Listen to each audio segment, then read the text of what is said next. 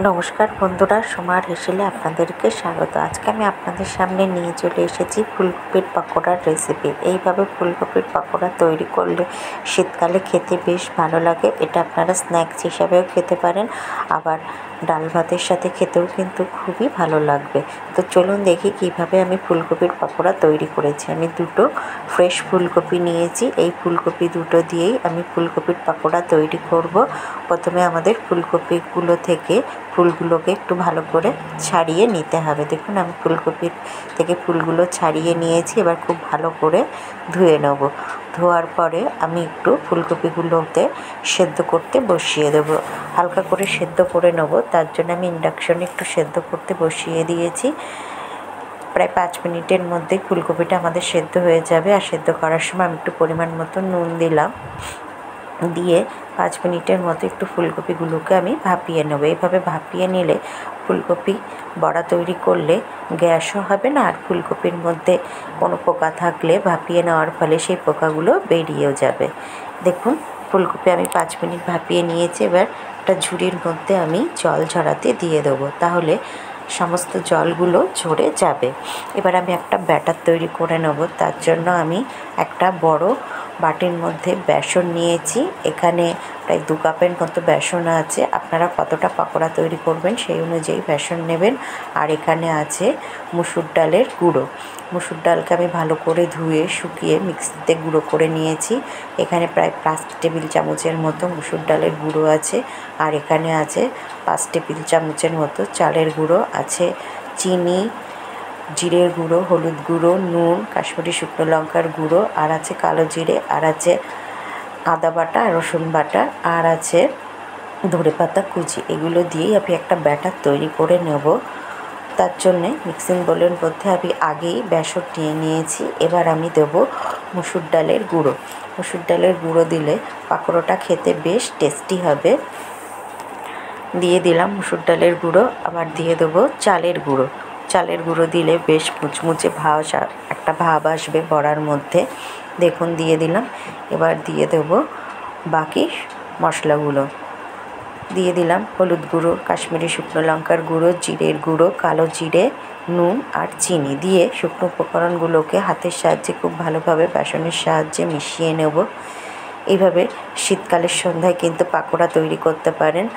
চার সাথে খেতে বেশ ভালো লাগবে, আবার মুড়ির সাথে খেতেও ভালো লাগে, আবার সস দিয়ে খেতেও ভালো লাগে। এবার দিয়ে দিলাম আদা রসুন বাটা, 1/2 টেবিল স্পুন আদা বাটা আর 1/2 টেবিল স্পুন রসুন বাটা দিয়ে জল দিয়ে আমি একটা ব্যাটার তৈরি করে নেব। ব্যাটারটা খুব বেশি পাতলাও হবে না, আবার খুব বেশি ঘনও হবে না, মাঝারি ঘনত্বের একটা ব্যাটার আমি তৈরি করে নেব। অল্প অল্প জল দেব, দিয়ে খুব ভালোভাবে আমি ব্যাটার তৈরি করে নেব।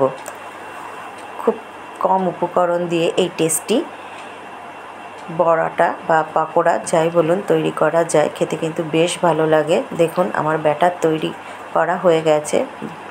এবার আমি ব্যাটারটার ঘনত্ব আপনাদেরকে দেখিয়ে দিচ্ছি। দেখুন এরকম ঘনত্বের একটা ব্যাটার আমাদের তৈরি করে নিতে হবে। কুচিয়ে রাখা ধনেপাতা দিয়ে দিলাম। ধনেপাতা কুচি দিয়েও খুব ভালোভাবে মিশিয়ে দেবো। দিয়ে ব্যাটারটাকে আমি 5 থেকে 10 মিনিটের মতো রেস্টে রেখে দেবো। এবার আমি গ্যাসে কড়াই বসিয়ে পরিমাণ মতো সাদা তেল দিয়েছি। পাকোড়াগুলো আমি সাদা তেলে ভেজে নেব। তেল গরম হয়ে যাওয়ার পরে এখান থেকে কিছুটা তেল আমি ব্যাটারের মধ্যে দিয়ে দেবো, মানে বেসনের মধ্যে, তাহলে পাকোড়াগুলো খুব মুচমুচে হবে। দেখুন দিয়ে দিয়েছি গরম তেল। আপনারাও খুব সাবধানে দেবেন, আর একটা চামচের সাহায্যে ব্যাটারটাকে নাড়িয়ে নেবেন, হাত দিয়ে কিন্তু নাড়াবেন না। এবার আমি ফুলকপিগুলো ব্যাটারে কোট করে নেব, নিয়ে গরম তেলে ছেড়ে দেবো। গ্যাসের আঁচটাকে লো টু মিডিয়ামে রাখবো, রেখে বড়াগুলোকে ভেজে নেব। দেখুন এবার আমি ফুলকপির পাকোড়াগুলোকে তেলের মধ্যে ছেড়ে দিচ্ছি। ব্যাটারটা আমাদের এমনভাবে তৈরি করতে হবে যাতে ফুলকপির গায়ে ব্যাটারটা লেগে থাকে। দেখুন এবার আমি একটা করে ফুলকপি নেব, নিয়ে গরম তেলের মধ্যে ছেড়ে দেবো। দিয়ে গ্যাসের আঁচটাকে লো টু মিডিয়ামে রেখে পাকোড়াগুলোকে উল্টে পাল্টে লাল লাল করে ভেজে তুলে নেব। দেখুন ফুলকপির পাকোড়াগুলোকে আমি ভাজতে দিয়ে দিয়েছি। অল্প অল্প করে পাকোড়াগুলোকে ভেজে নেব।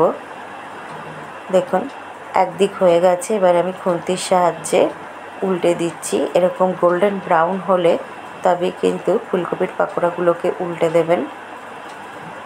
দেখুন আমি উল্টে দিচ্ছি খুন্তির সাহায্যে।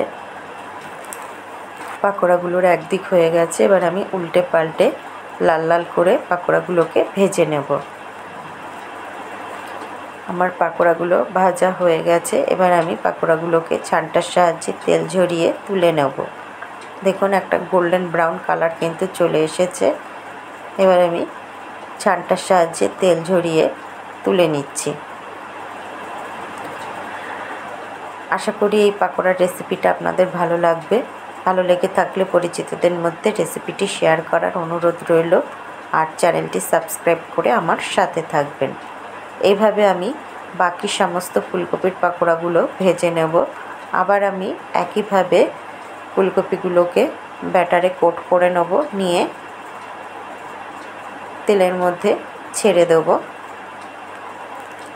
আবারও বলছি, গ্যাসের আঁচটা কিন্তু লো টু মিডিয়ামেই রাখবেন, হাই করবেন না, তাহলে কিন্তু পাকোড়াগুলো উপর থেকে ভাজা হয়ে যাবে, ভেতরে কিন্তু কাঁচা থেকে যাবে। তাই গ্যাসের আঁচটাকে লো টু মিডিয়ামে রেখেই আমাদের পাকোড়াগুলোকে ভেজে নিতে হবে। দেখুন আমি এইভাবে সমস্ত ফুলকপির পাকোড়াগুলো ভেজে নেব। একদিক হয়ে যাবে, তারপর আবার আমি অপর দিক উল্টে দেবো। দেখুন এই ব্যাচের পাকোড়াগুলো কিন্তু আমার ভাজা হতে শুরু করে দিয়েছে। আস্তে আস্তে গোল্ডেন ব্রাউন কালার চলে এসেছে। এবার আমি খুন্তির সাহায্যে হালকা করে উল্টে দেবো। উল্টে পাল্টে গোল্ডেন ব্রাউন করে ভেজে তুলে নেব। দেখুন এই পাকোড়াগুলোও আমার ভাজা হয়ে গেছে। এইভাবে আমি সমস্ত পাকোড়াগুলো ভেজে তুলে নেব। আর শীতকালে এইভাবে গরম গরম পাকোড়া খেতে কিন্তু বেশ ভালো লাগে। দেখুন আমি পাকোড়াগুলো সার্ভ করে দিয়েছি। আশা করি রেসিপি